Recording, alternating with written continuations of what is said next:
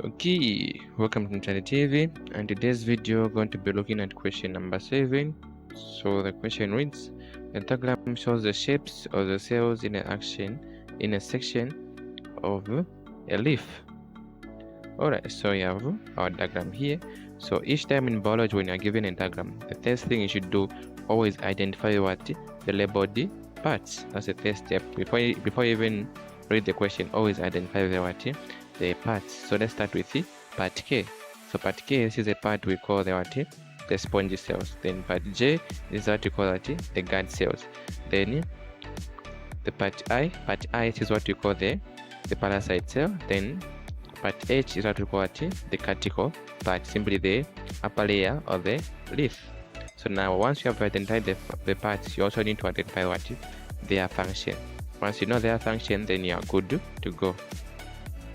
Alright, so let's continue with the question. So the question reads: which cells contain chloroplasts?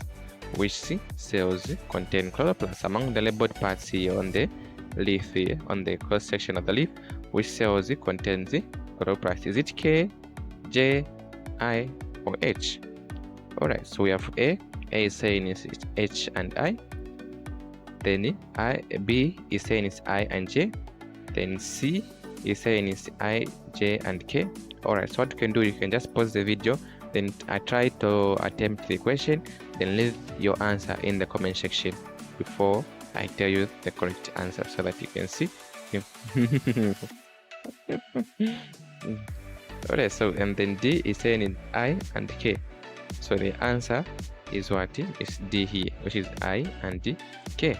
Now let's look at the reason why the answer is what is D. The reason is very simple.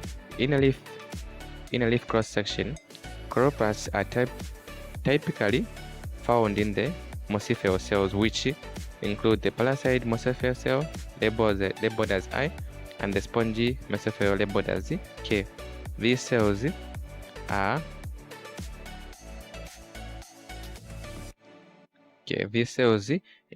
are involved in photosynthesis.